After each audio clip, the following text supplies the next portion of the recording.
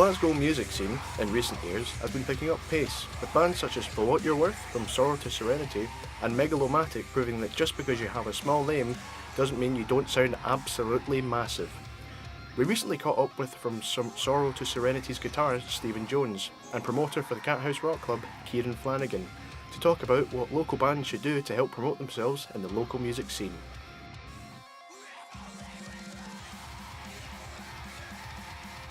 Bands should try and promote themselves by playing shows, networking with other bands and other people in the music industry, and a lot of online promotion is good as well. Marketing campaigns are quite important as well. Releasing like snippets of a song, giving dates for people to come back and like make sure that they watch, stuff like that.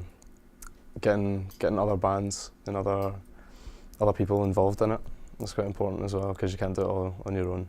It's a lot about who you know.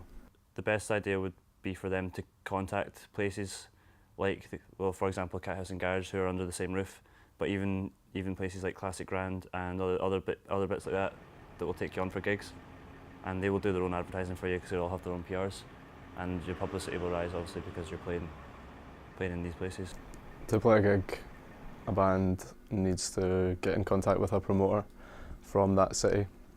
You can do that many ways: email addresses, Facebook accounts, then there's online lists as well full of promoters. When we were younger, we started a band, and what we originally done was we never went and looked out for gigs for ourselves. We asked bands that were playing if we could support them, and we went about just asking different people, do you need support, and after that we managed to get in contact with a few venues in and around Dumfries, which is where our band originated. Started playing gigs and getting people supporting us, and getting in contact with smaller festivals in the southwest, something like places like Eden and Wickerman, and managing to get slots on there. So just publicity started slowly rising after that. One PR that I used to work with is just he now co-runs a company called Bro Motions, which runs gigs, organised gigs in different venues in Glasgow. So gigs will come to them, and then they will take it from there, and if they think they're able to get a slot for them, they'll go out and find a venue for them and put on a gig for them, and that'll cover all the promotions and stuff like that as well. The biggest point is having a good recording of at least one or two songs or a nice little EP to show what kind of music you do.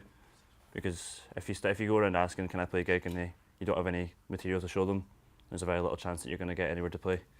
I don't think it's good for you to just go with the cheapest option. I think if you care about your music, then you will absolutely go for the best option, and that will most of the time be the most expensive option. For us, it was a lot to do with budget as well. I think we were quite lucky because one of our band members' dad owns a recording studio, so we were lucky in that sense. But there's something out there for everyone, but price-wise, you get what you pay for, really.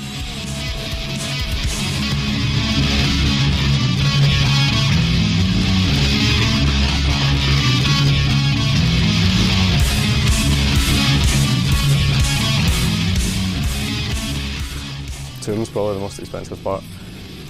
Covering practice between tours is okay. Normally you can get by, that's not too much, that's kind of like negligible amounts, but when you're going on tour, buying equipment as well, replacing equipment, because equipment breaks a lot. It just happens, you know, so you need to put up with that. But yeah, it's definitely digs a hole in your pocket.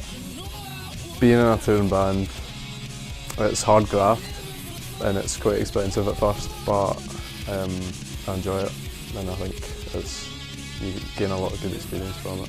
It's a lot of fun playing music to people that enjoy it.